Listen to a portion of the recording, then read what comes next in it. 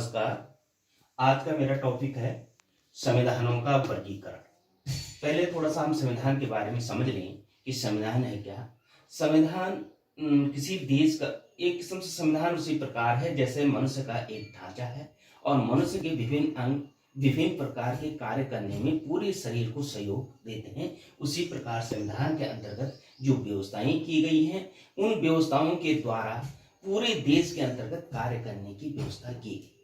संविधान उस तरह भी लगाया जा सकता है जैसा कि क्या है किसी व्यक्ति की जन्म कुंडली को माना गया है और उस जन्म कुंडली के आधार पर ज्योतिष बताते हैं कि क्या क्या चीजें और क्या क्या होनी चाहिए और उस व्यक्ति के द्वारा वो उन चीजों का तरह से उसको फॉलो किया जाता है। उसी प्रकार संविधान के अंतर्गत किसी भी देश की व्यवस्था के बारे में जिक्र किया जाता है, लिखा जाता है, नियम बनाए जाते हैं और उसी के अनुसार वहां की शासन व्यवस्था चलती है। इसमें विशेषकर 3 बातों का ध्यान रखा जाता है। एक तो व्यक्ति व्यक्ति के बीच के संबंध, व्यक्ति और शासन के बीच का संबंध, और जो शासन के अंतर्गत राज्य के अंतर्गत जो हमारी शासन व्यवस्था है जिसमें कार्यपालिका व्यवस्था और न्यायपालिका है वो किस तरह कार्य करते हैं उनका सारा संबंध क्या होगा, उनका तीसरा वाला बहुत महत्वपूर्ण पॉइंट है। अब जो संविधानों का वर्गीकरण है वो 3 आधार पर होता है। उत्पत्ति के आधार पर, प्रथाओं कानूनों के आधार पर और परिवर्तनशीलता के आधार पर। उत्पत्ति के आधार पर 2 प्रकार के होते हैं संविधान, विकसित संविधान और निर्मित संविधान। प्रथाओं के आधार पर भी 2 प्रकार के होते हैं, अलिखित संविधान और लिखित संविधान। परिवर्तनशीलता के आधार पर भी 2 प्रकार के संविधान होते हैं, कठोर संविधान और लचीला संविधान। अब हम चलते हैं उत्पत्ति के आधार पर। संविधान 2 प्रकार के, एक तो विकसित संविधान और एक निर्मित। विकसित संविधान क्या है?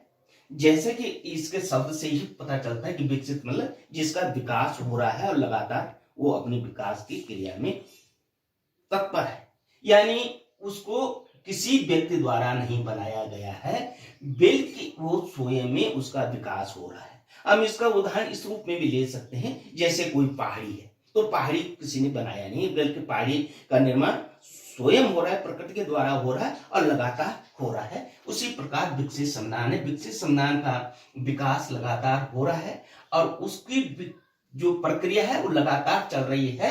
वो किसी संस्था या किसी व्यक्ति या व्यक्तियों के समूह द्वारा उसका विकास नहीं किया गया बल्कि स्वतः ही उसका विकास ये परंपराओं ये क्या है प्रथाओं के आधार पर स्वतः जो हो रहा है वही है। दूसरा है निर्मित संविधान। निर्मित संविधान का मतलब स्पष्ट है कि जिसका निर्माण किया गया हो। निर्माण जैसा किसी भवन का निर्माण किया जाना, और भवन के निर्माण के लिए आपने देखा होगा कि मजदूरों की जरूरत पड़ती है, मालिक की जरूरत पड़ती है और एक ढांचे के लिए एक रूपरेखा तैयार की जाती है। उसी प्रकार निर्मित संविधानों के लिए भी जो निर्मित संविधान होते हैं उसके लिए भी किसी संस्था द्वारा किसी व्यक्तियों के समूह द्वारा एक रूपरेखा तैयार करके उसका निर्माण किया गया है। अधिकतर देशों में इस तरह के संविधान हैं और विकसित संविधान का उदाहरण का जो लिया जाता है वो प्रमुख रूप से ब्रिटेन है।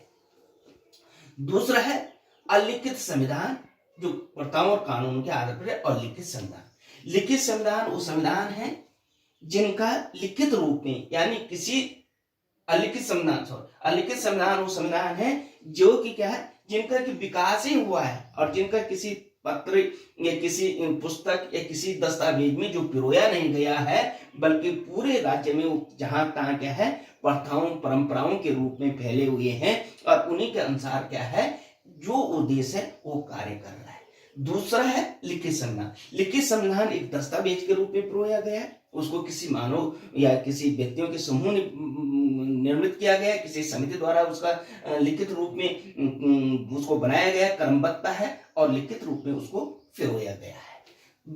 अब है परिवर्तनशीलता के आधार पर कठोर संविधान और लचीला संविधान। कठोर संविधान का मतलब सीधे स्पष्ट तौर से कठोर संविधान वही संविधान है जो लिखित रूप में है और जो निर्मित है। और कठोर संविधान का जो सबसे बड़ा उदाहरण है वो अमेरिका है और जो बीच का है कठोर और लचीला का जो मिक्स है वो भारत को लिया जा सकता है। लचीले संविधान का मतलब है जिसमें आसानी से परिवर्तन किया जा सकता है। कठोर का मतलब है आसानी से परिवर्तन नहीं हो सकता और लचीले का मतलब है आसानी से उसमें परिवर्तन या संशोधन किया जा सकता है। अब थोड़ा सा हम इसको विस्तार से लिखेंगे। अलिखित संविधान के गुण दोष। अब गुण में क्या है? गुण है इसके अलिखित संविधान के परिवर्तनशीलता। परिवर्तनशीलता का मतलब है कि उसमें आसानी से परिवर्तन हो सकता है, क्योंकि वो अलिखित रूप में है और अलिखित रूप में होने के कारण उसके जो उसमें परिवर्तन है उसमें कोई ज्यादा वो नहीं पड़ती, कहीं किसी को पूछने की जरूरत नहीं है, बल्कि उस स्वतः ही उसमें परिवर्तन करने की क्षमता होती है, इसलिए उसे आसानी से परिवर्तन किया जा सकता है। कोई नियम या कानून किसी प्रकार का उसमें अलग से बनाने की जरूरत नहीं है, बल्कि उसमें परिवर्तन हो सकता है। क्रांति से रक्षा। क्रांति से रक्षा का मतलब है जब उसमें आसानी से परिवर्तन हो सकता है, परिस्थितियों और समय के अनुसार उसमें परिवर्तन आसानी से किया जा सकता है, तो व्यक्तियों की इच्छाओं के अनुसार जो वहां की जनता है, जनता के अनुरूप उसमें परिवर्तन स्वतः हो रहा है, ये किया जाता है। इसलिए लोगों के द्वारा क्रांति या आंदोलन करने की या विद्रोह करने की आवश्यकता नहीं पड़ती है, आसानी से उसमें परिवर्तन होता है, इसलिए ये इस चीज की जरूरत नहीं पड़ती।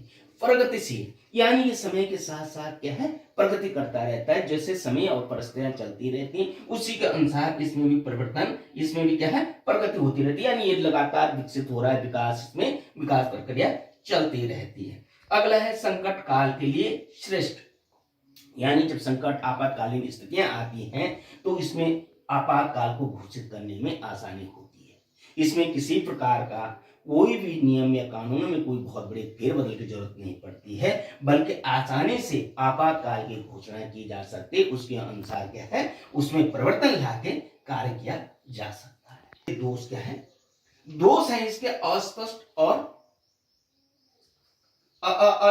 और अनिश्चित, यानी इनमें जब ये लिखा ही हुआ नहीं है, कोई दस्तावेज ही नहीं है, इसमें कोई किसी भी प्रकार का कोई आपके पास कोई कागजी या कोई दस्तावेज के रूप में कोई पिरोया गया नहीं है, तो इसको स्पष्टता इसमें कैसे हो सकती है, आप इसको स्पष्ट कैसे कर सकते हैं। इसमें न तो स्पष्ट कोई चीज लिखी गई है और न ही कोई निश्चित है, इसलिए ये अस्पष्ट है, अनिश्चित है, इसमें कोई स्पष्टता नहीं है। दूसरा है बहुसंख्यक दल के खिलवाड़ का साधन, यानी सत्ता में अगर कोई दल आता है, वो अगर बहुमत में है, तो बहुमत में होने के कारण वो मन माफी के अपने मन या अपने अनुसार या अपने दल की नीतियों के अनुसार उसके साथ खिलवाड़ यानी उसमें परिवर्तन कर सकता है, अपने अनुकूल उसमें परिवर्तन लाकर वो कार्य कर सकता है। इसलिए बहुसंख्यक दल जब चाहे जैसा परिवर्तन कर सकता है, इसलिए ये क्या है, बहुसंख्यक दल के हाथ की मतलब दल के खिलवाड़ का साधन बन जाता है। न्यायाधीशों, अगला है न्यायाधीशों के द्वारा हाथ का खिलौना। न्यायाधीशों के हाथ का खिलौने का मतलब क्या है, न्यायाधीश जैसी मर्जी वैसे इसकी व्याख्या करते हैं, क्योंकि उसमें स्पष्ट नहीं है, कहीं कोई लिखा गया नहीं है जिससे उसकी स्पष्ट व्याख्या की जा सके, इसलिए जो न्यायाधीश है वो जैसे उनकी मन में है, जैसे उनकी इच्छाएं होती हैं उसके अनुसार इस संविधान का व्याख्या करते हैं, उसके हाथ का खिलौना बनकर ऐसे संविधान चलते हैं। अब उसी के साथ साथ नव लोकतंत्रों के अयोग्य क्या है, जो पुरानी लोकतंत्र या पुराने जो राष्ट्र हैं उनके साथ उस क्या है विकसित और अलिखित संविधान चल सकता है, वो जो नए राज्य स्वतंत्र होते हैं, नए राष्ट्र बनते हैं, उनके लिए तो अलिखित संविधानों का कोई महत्व नहीं है, जब तक उसके सामने कोई दस्तावेज या एक रूपरेखा तैयार नहीं की गई किसी राष्ट्र की, तब तक उसके लिए वो कोई महत्व नहीं रखता, इसलिए नव लोकतंत्रों के लिए यह योग्य नहीं है। संघात्मक शासन के लिए नितांत उपयुक्त, यानी संघात्मक शासन में क्या होता है, केंद्र और संघ, जो संघ की इकाइयां हैं उनके बीच जो संबंध होते हैं वो क्या है, जो लिखित संविधान है उसमें स्पष्ट तौर से उनकी शक्तियों का अलग अलग वर्णन किया गया है, लेकिन यहाँ पर क्या होता है कि जो शक्तियां केंद्र के पास है, केंद्र मनमानी ढंग से कानूनों में परिवर्तन करके अपने अनुकूल राज्यों में उनको थोपता है, इसलिए संघात्मक व्यवस्था यानी संघात्मक शासन के लिए यह जो संविधान है अलिखित, यह उपयुक्त नहीं माना जा सकता है। अब है लिखित संविधान के गुण दोष। अब लिखित संविधान के गुण दोष में गुण क्या है, गुण है स्पष्ट और निश्चित। ये आप भली भांति जानते हैं कि जो लिखित संविधान है उसमें उनका क्या है, एक क्रमबद्ध है, एक दस्तावेज में उसको पिरोया गया है। तो इसके कारण क्या है, उसकी स्पष्टता है और निश्चितता है कि उसको स्पष्ट तरीके से हम देख सकते हैं, पढ़ सकते हैं, उसको ले सकते हैं और उसकी क्या है, उसको क्या है, उसका उल्लेख कर सकते हैं। दूसरा है व्याख्या में सरलता। जब वो स्पष्ट लिखा हुआ है तो उन नियमों, उन कानूनों और उस लिखित दस्तावेज के अनुसार हम उस जो लिखा गया है उसी के अनुसार हम क्या कर सकते हैं, उसकी व्याख्या कर सकते हैं। हम अपने तरीके से या अपने उससे कोई अलग से उससे कुछ नहीं जोड़ घटा सकते हैं। अधिकारों की पूर्ण सुरक्षा। अधिकार क्या होते हैं, जो मानव अधिकार हैं, जिनको हम राइट्स कहते हैं, जिनमें समानता है, स्वतंत्रता है, रोजगार है, विभिन्न प्रकार के जो अधिकार हैं, उनको क्या है, उसमें उल्लेख किया गया, कानूनी उल्लेख किया गया दस्तावेज के अंदर, उस संविधान के अंतर्गत। इसलिए पूर्ण सुरक्षा है, उसमें कोई दल भी आए, कोई भी सत्ता में रहे, उसमें फेरबदल नहीं कर सकता, वो अपने अनुसार उसको कुछ नहीं कर सकता है। उसके अलावा है अस्थायीत्व। जब उसमें लिखा हुआ है तो लंबे समय तक उसमें अस्थायित्व बना हुआ है, अस्थायी नहीं हो सकता, उसमें बार बार फेरबदल नहीं कर किया जा सकते हैं और वो क्या है, लंबे समय तक चलने वाले संविधानों के गुणों के अंतर्गत आता है। अल्पसंख्यकों में विश्वास। जो उस देश में अल्पसंख्यक लोग रहते हैं, वो जब उन चीजों को देखते हैं कि उनके विषय में भी उसका उल्लेख है, उनके विकास के बारे में, उनके राइट्स के बारे में उसका उल्लेख किया गया है, तो उनको इस संविधान के प्रति विश्वास जागता है कि ये हमारी क्या है, सुरक्षा की गारंटी भी देता है। श्रद्धा और सम्मान का पात्र। ये जो लिखित संविधान है, इसमें क्या है, लोगों की इसके प्रति श्रद्धा होती है, सम्मान होती है, वो पढ़ सकते हैं, वो देख सकते हैं कि उनके विषय में, उनके बारे में क्या है। और क्या है, ये भी है कि जो संविधान है यहाँ सबसे बड़ा माना जाता है। इसलिए बार बार हम जब कोई भी बातें आती हैं तो विभिन्न राजनीतिक दल संविधान की बात करते हैं और सभी कहते हैं जैसे भारत में कि संविधान से ऊपर कोई नहीं है। अब अगला है दोष। राष्ट्र के साथ विकसित नहीं होता। यानी जो विकसित संविधान है वो राष्ट्र जैसा जैसा विकास करता है वैसे वैसे उसके साथ विकसित होता जाता है, लेकिन लिखित संविधान में एक गुंजाइश नहीं बनी रहती है। उसको विकसित करने के लिए, उसको करने, आगे लाने के लिए, प्रस्तुति को अनुकूल चलने के लिए आगे उसमें परिवर्तन या संशोधन करना पड़ता है। वो अपने आप राष्ट्र के साथ विकसित नहीं हो सकता है। देश के विकास में बाधक। यानी आसानी से सब उसमें परिवर्तन नहीं किया जा सकता है। तो वो देश के अगर परिस्थितियां और समय कुछ और चाह रही हैं और उसके अनुसार उसमें विकास विकसित नहीं हो रहा है या उसमें फेरबदल नहीं हो रहा है, तो कहीं ना कहीं उस देश की विकास में बाधक बना हुआ है जब तक कि उसमें परिवर्तन नहीं किया जाए या लोगों की भावनाओं के अनुकूल अगर उसमें विकसित नहीं हो रहा है, उसका विकास नहीं किया जा रहा है, तो क्या हो, बाधक बना हुआ। और इस कारण क्या, क्रांति का कारण बना हुआ। ऐसे संविधानों के अंतर्गत लोगों की भावनाओं या लोगों के अनुकूल अगर उसमें परिवर्तन नहीं होते, लोगों के साथ वो विकसित है, प्रश्नों के साथ विकसित नहीं होता है, तो लोग क्रांति करने के लिए उतर आते हैं, यानी आंदोलन कर लेते हैं। और कई प्रकार के आंदोलन क्या है, देश के अंतर्गत होते हैं, जो कि कहीं ना कहीं अराजकता का माहौल पैदा करते हैं। अधिकारों की रक्षा के लिए आवश्यक नहीं। अब जब इसमें उल्लेख ही नहीं, इसमें उल्लेख है, अधिकारों का उल्लेख किया गया है कि क्या क्या अधिकार होने चाहिए और उन अधिकारों के लिए अगर समय के साथ परिवर्तन की मांग है और परिस्थितियों के अनुसार उसमें फेरबदल करने की मांग है और आसानी से जब उसमें परिवर्तन नहीं हो सकता है तो वो आवश्यक नहीं माने जा सकते हैं। तो इस प्रकार हम देखते हैं कि लिखित संविधान और लिखित संविधान के क्या गुण और क्या दोष हैं, लेकिन इनका संविधानों के अंतर्गत महत्वपूर्ण रोल है। अब है परिवर्तनशीलता के आधार पर जो कानून, जो संविधान था वो दो प्रकार का था, लचीला संविधान और कठोर संविधान। तो लचीले संविधान के जो गुण हैं वो क्या है। लचीले का मतलब जैसे पहले से ही उसका अनुमान लगाया जा सकता है कि लचीला का मतलब जिसमें घूमने फिरने या मोड़ने की जिसकी क्षमता हो, जिसको किसी भी तरह से घुमाया फिराया जा सकता है। जैसे क्या है, किसी पेड़ के जो मुलायम नई टहनी होती है उसको मोड़ा जा सकता है। और कठोर का मतलब जैसे ये डंडी कठोर है, ये मुड़ नहीं सकती। तो इस प्रकार लचीले और संविधान का मतलब जो गुण है वो क्या है, राजनीतिक प्रगति के अनुकूल। आपने ये सभी लोग अच्छी तरह जानते हैं, जब उसमें लचीलता का गुण है, लचीलेपन का गुण है, तो जो राजनीतिक प्रगति है जिसमें कि क्या है, समय के साथ परिवर्तन होने की क्षमता होती है, उस परिवर्तन को वो आसानी से उसमें किया जा सकता है, आसानी से उसमें फेरबदल होते रहते हैं। इसलिए वो क्या है, राजनीतिक प्रगति के साथ साथ भी विकसित होता जाता है और विकसित होता रहता है। क्रांति की संभावना नहीं, जब उसमें परिवर्तन हो जाता है जन भावनाओं के अनुकूल, जनता के अनुकूल, लोगों के अनुकूल उसमें परिवर्तन होता रहता है, किया जा सकता है, तो उसमें कहीं भी किसी को कोई विद्रोह करने की, आंदोलन करने की जरूरत नहीं पड़ती। इसलिए क्रांति की संभावना, यानी बहुत कम चांस है या बहुत रेयर केस है जब यहाँ क्रांति की संभावना हो, यानी क्रांति हो, विद्रोह हो। इसलिए इसमें क्या है, जब उसका लचीलेपन के गुण के कारण उसमें क्रांति की संभावना नहीं रहती।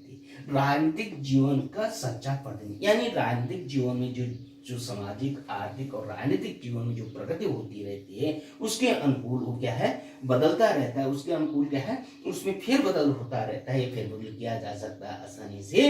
इसलिए वही सच्चा प्रतिबिंब है राजनीतिक जीवन के लिए, वो एक बिंब प्रतिबिंब के समान है जो कि उपयुक्त माना जा सकता है, संकट काल के लिए उपयुक्त। मैंने पहले भी कहा था कि जो लचीले कानून है उसमें जो संकट काल में क्या है, आसानी से उसमें परिवर्तन किया जा सकता है। यानी कोई भय युद्ध है, गृह युद्ध है, आर्थिक परेशानियां हो गई देश के अंतर्गत, तो जो आपातकाल लगाने की स्थिति है उसमें आसानी से उसमें फिर लगाया जा सकता है, आसानी से पास करके कानून बनाया जा सकता है, जिससे कि उसमें आसानी से संकट काल के समय देश एक रूपता में बन सके, उसमें किसी प्रकार का विवाद नहीं होता है। दूसरा दोष, राजनीतिक जीवन के लिए अस्थिरता, यानी जब उसमें क्या है, कोई स्पष्ट कानून, स्पष्ट वो नहीं है, जब चाहे तब परिवर्तन हो सकता है, परिवर्तन किए जा सकते हैं, तो वो राजनीतिक जीवन में स्थिरता ला ही नहीं सकते। हमेशा क्या है, अस्थिरता बनी रहती है। जो राजनीतिक दल सत्ता में आता है वो अपने अनुकूल, अपने अनुसार उसमें क्या है,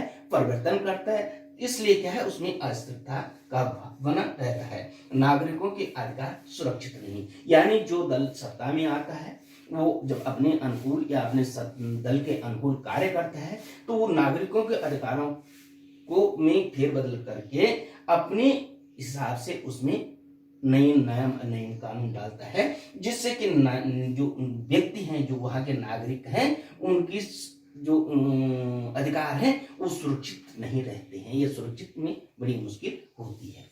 अब है राजनीतिक दलों के हाथ का खिलौना।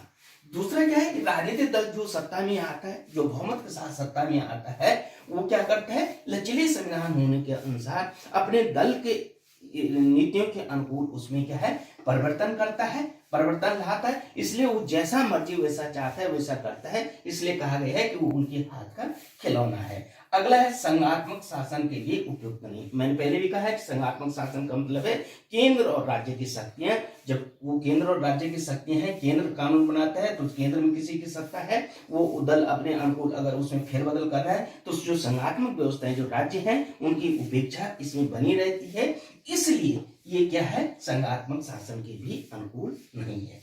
अशिक्षित लोग, राजनीतिक तरीके से अशिक्षित लोगों के योग्य नहीं, यानी जहां राजनीतिक जागरूकता नहीं, जहां शिक्षित लोग नहीं है, वहां के लिए ये अयोग्य माना जाता है। यानी जहां लोग शिक्षित हैं, जहां योग्य हैं, वो अपने अधिकारों के प्रति जागरूक रहते हैं और शासन सत्ता को हिलाने के लिए, शासन सत्ता को बाध्य करने के लिए उनमें इसमें कैपेसिटी होती है कि वो अपने अनुसार उनमें सब क्या करें, परिवर्तन कर सकते हैं। इसलिए अशिक्षित लोगों की योग्य नहीं। न्यायाधीशों की व्याख्या में कठिनाई, अब न्यायाधीश है जब स्पष्ट रूप से उल्लेख नहीं है, लचीला है, तो वो उसकी व्याख्या स्पष्ट रूप से नहीं कर सकते। और स्पष्ट रूप से अगर न्यायाधीश व्याख्या नहीं कर सकते तो कहीं अगर कानून के द्वारा फैसला लेने की बात आती है तो इसमें क्या है, बाधाएं और दिक्कतें आने लगती हैं।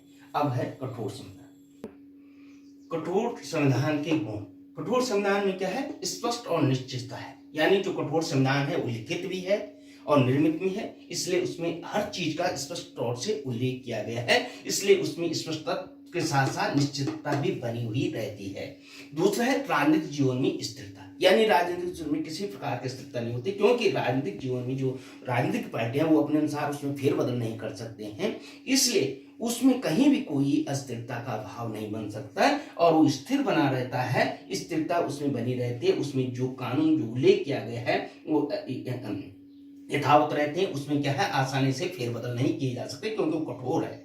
नागरिकों के अधिकार, नागरिकों के अधिकारों का जो वर्णन किया गया है, जो वर्णन हो चुका है, वो क्या है, उसके साथ साथ क्या है, वो उल्लेख उसमें स्पष्ट तौर से है, इसलिए उसमें भी कोई फेरबदल नहीं किया जा सकता। इसलिए क्या है, सभी लोग अपने अधिकारों को सुरक्षित मानते हैं संघात्मक राज्यों के अनुकूल। यानी जो संघात्मक राज्य हैं, क्योंकि शक्तियों का बंटवारा किया गया है, दोनों संघ को भी और केंद्र को भी शक्ति प्राप्त है, इसलिए उसमें आसानी से उसमें क्या है, परिवर्तन नहीं कर सकते। ये कोई राजनीतिक दल केंद्र में अगर सत्तारूढ़ है बहुमत में, तो अपने अनुकूल उसमें परिवर्तन नहीं किया जा सकता है, क्योंकि केंद्र राज्य समन्वय में बड़ी मुश्किल हो सकती है, इसलिए उसके अनुकूल है। शासन शक्तियों का सीमित कर, यानी जो शासन की शक्तियां इसमें सीमित हो जाती हैं, आसानी से फेरबदल नहीं हो जाता है। संसद में जितने दल हैं, जब तक उनका बहुमत नहीं होगा तब तक क्या है, उसमें किसी प्रकार की क्या है, वो व्यक्तिगत रूप से राजनीतिक दल शक्तियों का प्रयोग नहीं कर सकते, उनकी शक्तियों को सीमित किया जाता है। अल्पसंख्यकों में विश्वास, इस कारण क्या है, अल्पसंख्यक जो वर्ग होता है उस देश का, उसमें क्या है, विश्वास जागृता है, विश्वास होता है, और वो उसको क्या है, अपने अनुकूल मानते हैं। दोष, विकास में बाधा, क्योंकि उसमें परिवर्तन नहीं किया जा सकता, परिस्थिति और समय के अनुसार परिवर्तन नहीं किया जा सकता, इसलिए विकास में बाधक बना हो। यानी कोई नीति बनानी है, उसके लिए कोई नया नियम लाना है, तो परिवर्तन तो हो ही नहीं सकता, कानून में तो वो लेख ही नहीं है पहले से, इसलिए वो क्या है, उसको नहीं बना सकते, इसलिए वो क्या है, एक बाधा के रूप में बना हुआ है। क्रांति का, और इसलिए जो पब्लिक है, पब्लिक के बीच क्या है, जब उनकी इच्छाओं के अनुसार कार्य नहीं होगा, तो क्रांति करने के लिए मजबूर होते हैं, आंदोलन करने के लिए मजबूर होते हैं, रैलियां निकालने के लिए मजबूर, विद्रोह करने के लिए मजबूर होते हैं। कई बार क्या है, इस कारण क्या है, गृह युद्ध की स्थिति आ जाती है। न्यायपालिका का अनुचित प्रभाव, और न्यायपालिका क्या है, न्यायपालिका किसी भी कानून को क्या है, अवैध घोषित कर सकती है, क्योंकि उसमें न्यायपालिका को ताकत दी गई है। इसलिए आपने देखा हो, अमेरिका भारत में पुनरीक्षण का यह उपयोग किया गया है। जब कोई कानून क्या है, जनता के अनुकूल नहीं होता है, तो क्या है, न्यायपालिका के पास चले जाते हैं, और न्यायपालिका क्या है, उसमें सुझाव देती है, या उसमें परिवर्तन करने की बात। संकट काल में भी उपयोगी नहीं, क्योंकि संकट काल में तुरंत उसमें फेरबदल करना पड़ता है, संशोधन करना पड़ता है। कठोर संविधान होने के कारण उसमें फेरबदल नहीं होता, संशोधन नहीं हो सकता है, तो उस समय के लिए इसमें कठिनाई देश के अंतर्गत क्या है, संकट काल में कठिनाई पैदा कर सकता है। जनता की इच्छाओं का प्रतिबिंब नहीं, यानी जब जनता कुछ चाहती है, जनता जो चाहती है, उसमें आसानी से परिवर्तन नहीं होता है, इसलिए क्या है, उसका प्रतिबिंब या क्या है, प्रतिनिधित्व नहीं करे, उसकी इच्छाओं के अनुसार वो कार्य नहीं करता, इसलिए कठोर संविधान क्या है, इसके ये दोष है। लेकिन अगर हम संविधानों की सारी चीजों की अगर बात करें हैं, मुझे कहना तो यह है कि चाहे किसी देश का अब ब्रिटेन में अलिखित संविधान है, विकसित संविधान है, तो वहां की शासन व्यवस्था अच्छी चल रही, विकास हो रहा है, तो अच्छा है। इसलिए क्या है, किसी संविधान को एकाएक गलत और एकाएक अच्छा बोलना न्याय संगत नहीं होगा। जो संविधान जिस देश का है और वो उस देश के विकास में अगर बाधा उत्पन्न नहीं कर रहा है, उस देश के विकास में अग्रणी भूमिका निभा रहा है, तो वही संविधान अच्छा है। अभी मैंने जब संविधानों के बारे में बताया, तो 3 तरह के संविधान थे, जिनके अलग अलग लक्षण थे। तो अब हम अगर ये देखते हैं कि संविधान किस तरह होना चाहिए, जो श्रेष्ठ संविधान, अच्छा संविधान है, उसके क्या लक्षण है, इनको देख लेते हैं। सबसे पहले तो संविधान को क्या होना चाहिए, संक्षिप्त होना चाहिए। संक्षिप्त का मतलब है कि उसको आसानी से लोग पढ़ सकें और समझ सकें, जिससे कि क्या है, उसको लोगों को ये न लगे कि बोरे ताने वाले संविधान है, ये इसमें फालतू की कुछ ऐसी चीजें आ गई हैं जिसको पढ़ना लोग क्या है, उचित नहीं समझते। ऐसा नहीं, बल्कि उसमें क्या है, संक्षिप्तता इस प्रकार की हो कि लोगों को पढ़ने में भी क्या है, इंटरेस्ट आए और उसको पढ़ सके। व्यापकता, अभी दोनों एक दूसरे के विरोधी है। मतलब व्यापकता का मतलब संक्षिप्त, और व्यापकता का मतलब दोनों का ये है कि संक्षिप्त इतना होना चाहिए कि लोग आसानी से पढ़ें, और व्यापक इतना होना चाहिए कि उसमें सभी चीजें आई, कोई फालतू चीजें उसमें भरी न जाए। यानी जो अच्छी चीजें कानून के अंतर्गत जिन चीजों को होना चाहिए, वो सारी चीजें उसमें आनी चाहिए, इतनी तो व्यापकता होना चाहिए। लेकिन संक्षिप्तता इतनी होनी चाहिए कि फालतू की चीजें उसमें न भरी जाए। स्पष्ट और निश्चित, क्योंकि वो लिखित हो और उसमें स्पष्टता हो और निश्चितता भी बनी रही, जिससे कि किसी ने बार बार उसमें फेर बदल लिया, या आज कुछ है, कल कुछ और है, परसों कुछ और है, इस तरह की अनिश्चितता न बनी हो, निश्चित हो, स्पष्ट रूप से लोग उसको पढ़ें और देखें, और काफी समय तक चलने वाला हो। मौलिक अधिकारों का उसमें स्पष्ट रूप से जिक्र किया गया होगा, जो लोग हैं उनके क्या अधिकार है, क्या अधिकार होने चाहिए, उसके कानून के अनुसार उसमें जिक्र किया गया हो, इस तरह का उसका गुण है। और स्वतंत्र न्यायालय, न्यायालय में किसी का दखलदारी नहीं होना चाहिए, बिल्कुल स्वतंत्र रूप से होना चाहिए, जिससे कि वो फैसले क्या है निष्पक्षता से कर सके, अपनी कार्रवाई को निष्पक्षता से कर सके। परिवर्तनशीलता, यानी संविधान में परिवर्तनशीलता का गुण होना चाहिए कि समय आने पर या परिस्थितियों के अनुकूल उसमें परिवर्तन किया जा सके, इस प्रकार की परिवर्तनशीलता उसमें होनी चाहिए।